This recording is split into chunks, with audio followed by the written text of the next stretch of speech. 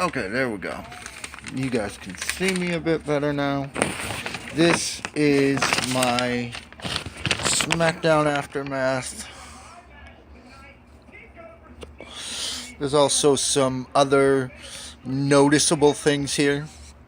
This video I'm going to be correcting a couple of my best and worst picks from that series of videos. I'm going to start with the moment that I know is going to cause me to rant.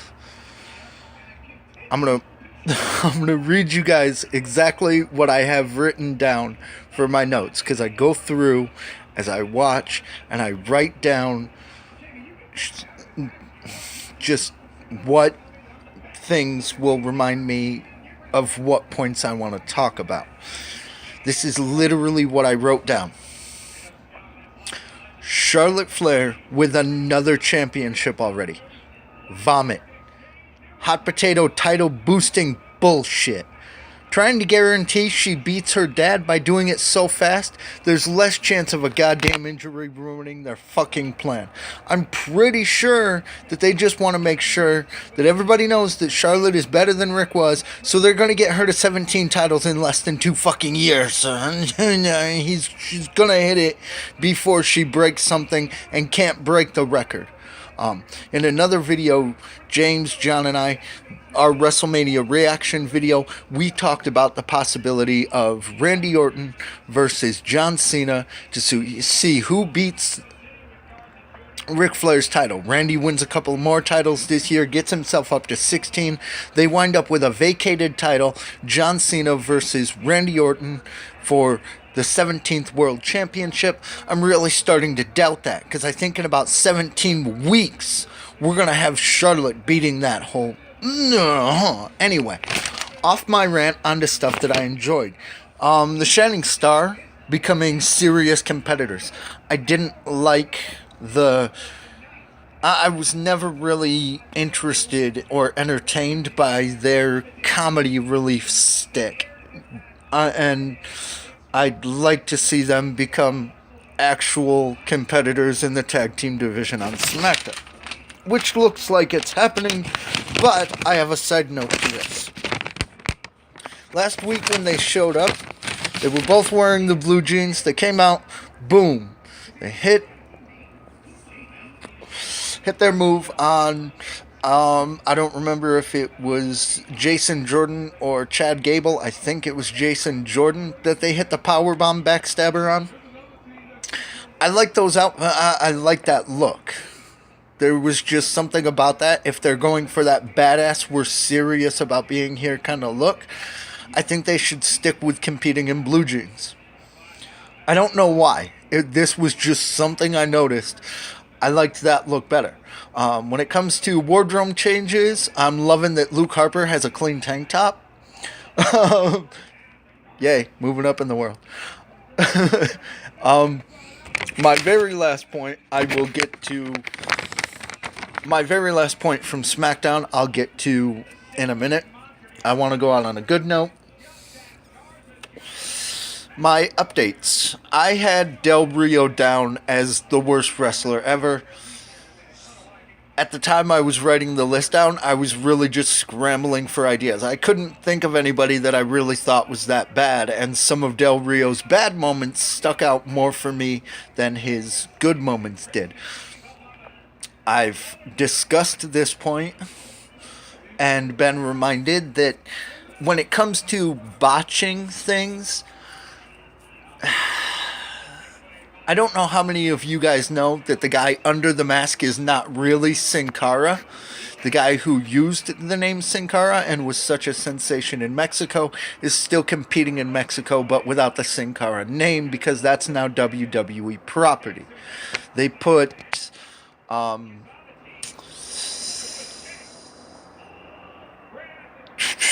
can't remember who they put the mask on right now. And I should be able to. But,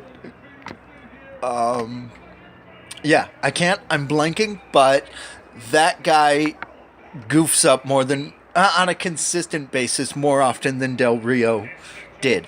Del Rio has some big goof ups, not enough to make him really. Once I thought about it more, I decided that I'm going to actually not even go with Sin Cara. He does have more mess ups, but Sin Cara is still a decent competitor when he's not making those mistakes. I'm going to have to go with Great Khali. This was a guy who was slow. His size was really the only factor that led to him being inside a WWE ring. So, Great Khali is my new pick for worst wrestler. I also mentioned in my worst storylines Kane and Snitsky. I have since been reminded that there was a storyline that I had forgotten about, a feud that I had forgotten about. I think it's on my feuds, actually. Kane and Snitsky, not my storylines video. I have been reminded that there was a feud that had a very a gimmick or a skit that was in extremely poor taste. If you guys haven't seen this, I'm not going to go into it. I don't even want to discuss the events that I was reminded of. But replacing Kane and Snitsky is the feud between Kane and Triple H. Those of you who saw it may remember the events that I'm talking about. If you haven't and you look it up, I wouldn't advise looking it up. If you do, I warned you. Don't judge me. Judge the WWE. They let that whole thing happen.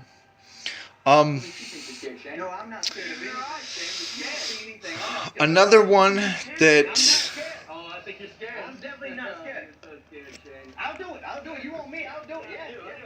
I thought about after the fact of making the videos, I think it deserves a dishonorable mention. It doesn't make my top 3 list, but a dishonorable mention for worst WWE moments would be the Edge and Lita live sex scene. Not because, well, like every man is straight and some not so straight, I was hoping to see more of Lita. But the entire way that the event actually happened was just awkward and yeah. It doesn't beat out any of the worst moments that I've already picked, in my opinion, but the live sex scene deserves a dishonorable mention. And I thought about it after the fact. That's why it wasn't there. So, a couple of things I want to mention. Right now I'm watching TNA from last week.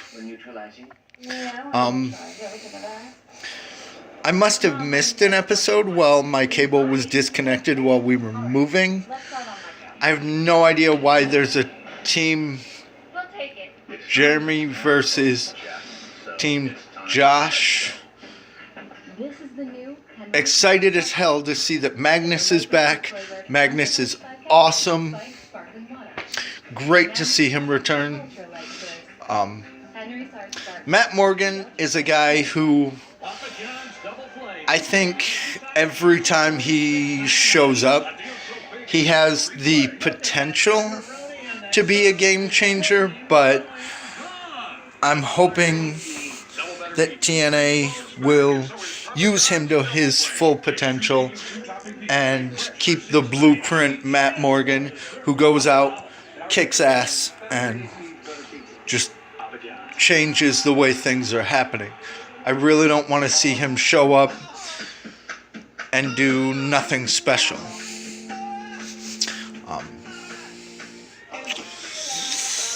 Let me see. So, the last thing, and it's from Smackdown, I have got to mention the Baron Corbin AJ Styles match. It was awesome. A great match to watch, and that I don't think they're trying to turn AJ face again, because he makes such a great fucking heel. So the ending really works because he hits that phenomenal forearm, knocks Baron into the crowd, and then slips back into the ring real quick and steals the count-out victory. It was perfectly played. Just awesome way to keep the heel side and still have an awesome fucking ending to the match. That moment without that forearm into the crowd would have been disappointing. But that forearm that AJ hit and Baron tumbling over and AJ going, I'm the winner. Beautiful. Just thank you for a great end to tonight's show. And I'm out. Bye, guys.